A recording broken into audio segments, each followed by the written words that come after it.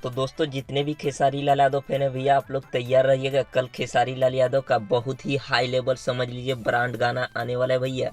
सारे गामा हम भोजपुरी से सुबह 7 बजे भैया रिलीज होने वाला है ये पूरा हसीना गाना। तो ये गाना भैया आज टीजर आया है। खेसारी लाल का लुक देख के आप तंग रह जाइएगा भैया। देखिए कितना बवाल लुक है, समझ लीजिए कि ये गाना नहीं भैया आग ही है। इस गाने का नाम है भैया हसीना। वो हसीना क्या लाएगी कल भैया यूट्यूब पे पता चल जाएगा। ये तो दोस्तों आप लोग सभी भाई तैयार रहिए तांडव मचाने के लिए।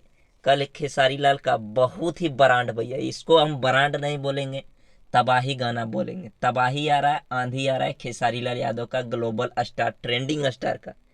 तो दोस्तों जितने भी खेसारी लाल यादव फैंस है भैया, इस वीडियो को शेयर भी कर दीजिएगा।